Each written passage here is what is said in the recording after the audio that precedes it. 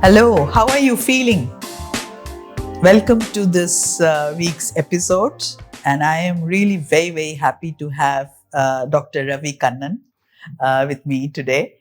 And so, Doctor, welcome to this session. But I've actually heard from people, and I'll say clients because I give the, we as coaches, we give the safe and a non-judgmental place, wherein I have heard this from them saying, why, I think I am a small person and I can only think of myself. I cannot think of the larger purpose and all. And it's not for me. What do you think they should be told? When you think of yourself, you only think of yourself. When you think of, and if everybody thinks of themselves, there'll be small islands where you're in the center and that world is around you. Whereas if you think of a larger purpose, that purpose includes you also. And if everybody thinks of a larger purpose, imagine the amplification of the activity. You will be in it, but so will so many others. And when everybody grows, you also grow. And when you grow, everybody else grows. I think it is very important always to look beyond yourself, to look at what happened. If you keep thinking of yourself, you will never reach your full potential. If you look at the larger impact that any activity will have, where you're just one more participant. I think the world will be a much better place. So what I'm hearing is that even when you're thinking of the larger purpose, it is also helping you. Yeah. So if you help others, it will help you. Yes. And if we can demonstrate that, then they will know that it is an overall. I have a friend. He did something good for me, and Sita told him that So he says, don't repay me. Pass it on. Pass on that goodness to others, and let this passing the goodness parcel continue. We are capable of spending so much of goodness around us. And now that you say so, I remember that during pandemic, I actually left my job in 2019 December, and then pandemic hit, and I was like, I paused for about 3 months. I did not know what to do because I had a business plan to take my business forward. One of the coaching exercises, I realized that I need to contribute, like what you said, that if you do it, you will get it back. I don't know how much I believed in it or not, but I just opened into the social media to say that I am ready to coach, people who are going through this difficult time, entrepreneurs, especially entrepreneurs, we can work together. And I actually received so many people who reached out, and it was because the finance was an issue then. So they, for example, I quote someone, that person created my logo. So it was almost like a barter system. We went there. And see, the good that you send out will eventually come back to you multiplied many times over. Always this is true. So don't hesitate about, I think this is what we should advise or coach youngsters about is, don't hesitate about doing good. Generously contribute. Generously, do whatever good you can. And eventually it will come back to you. And you won't even recognize how many blessings come your way. I don't believe in God, but I really believe in this thought process.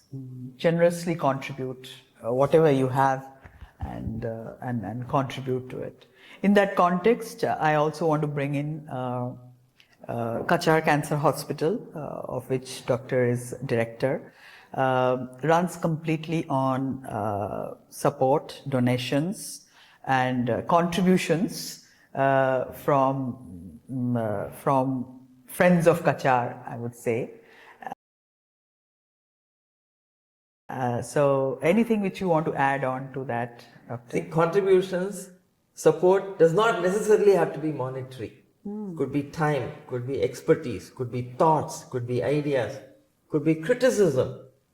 You know, the general community can contribute to an activity in a school or a hospital or wherever in so many ways, so many creative ways. In so many creative ways. Okay, yeah. So they have to come forward. So if you're volunteering, you are actually doing good to yourself. This is what my key takeaway is as well. That if you're contributing for the society, for others beyond, you are actually helping yourself in the larger perspective, and it comes back to you. And see, when a child falls, instinctively you pick up the child, comfort. You're comforting the child, but you feel good comforting the child. right. Yeah. All the feel-good hormones that are released, will continuously happen if you do this again and again and again and again. You'll end up feeling happier, feeling more fulfilled. Yes, in fact, there is science to it. Science to it, right. That if you contribute, your oxytocin generates. Yeah, that's true. So if you contribute to that, your oxytocin, which is your happy hormone, increases, and it takes care of yourself. So yeah, absolutely. I think that's a. So what will be the message to the leaders? Healthcare leaders. I'm being specific to healthcare leaders right now. If you have to let them know about this is what you have to do, what will be that key message to the healthcare leadership? So I don't want to pontificate to the leadership because many of them have much more experience and expertise than I have. But in the hospital, all of us sat down, you were part of that. All of us sat down and wrote down what our guiding principles will be. And we said, as an organization, we must be compassionate. As an organization, we must be people-centered.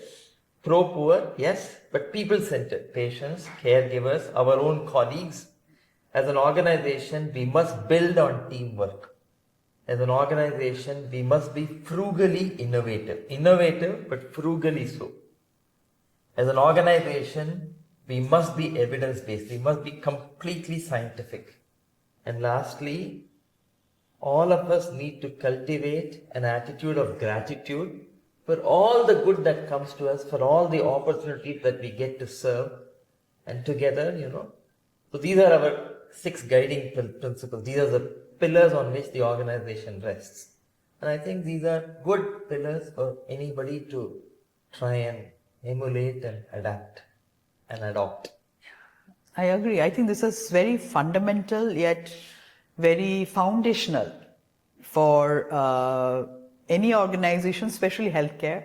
I think this has been based on the on a lot of experience and thought. This can be adapted by as many healthcare organizations as possible. So here is, as you see, the CCHRC core values, which is. So when we have a conflict or an argument in the organization, so our question is, which value does it hurt or support? And sometimes many times we make decisions based on that. So those are the guiding principles for the organization. Where do you see healthcare or the CCHRC organization, which has come up together in the last 19 years? Not 19 years. More than, From 1996. 96. Almost 30 years. So this was brought by community. Yeah, lay citizens of the valley got together, formed a cancer society, went about seeking funds, started the basic hospital, and then facilitated all of us to join and take the mission forward. So it started from the community. And I remember this story that one of the rickshaw puller, he gave his first 1 day of his earning. Yeah, for the hospital. For the hospital. So that was a laying. So something that members of the community dreamt and they started in a small way has grown and multiplied and is now doing so much in the So CCHRC is supported by a community, the society. Yeah. Still supported by the community and the society. The society actually formally owns the hospital and administers it. But very large community, both in the region and outside, elsewhere in the country, elsewhere in the globe, many people support us. And many of them have never seen the place or visited the place. Just by hearing, by now we have social media, so a lot of information is available on the internet. And so, yes, internet has helped in a very big way. And how's that, the volunteers or the friends of Cachar, as you say, they can, it can really increase to more. Yes. Yes. I mean, I think social media you mentioned. What else you can expect from, anyone who is listening to us? How can they become friends of Cachar? Anybody who supports us in any way, even wishes us well, is a friend. Wow. And so we seek friends, we seek friendship, we seek collaboration for making lives of fellow human beings better, be it here, be it elsewhere. So many people help us, but many people come, see, learn what is happening, go back and adapt what is happening to their own communities. So we have people coming from all over the place, trying to see how they can improve what we are doing or how they can take back ideas for their own workplace. But all of this is important. That is how we will improve the lot of fellow humans. And it's, I think, very important activity. People can, as I said, donate in terms of money, donate in terms of time, donate expertise, come help train our people, or take our people under their umbrella in their own places and train them and send them back. They can audit for us, they can criticize us, they can give us ideas for development. See, ultimately, we are trying to develop a model that can be replicated elsewhere. And so it's everybody's ideas that contribute to what is happening. And so, very important that we have a very wide circle. It is, friend raising is more important than fundraising. Friend raising is more important than fundraising.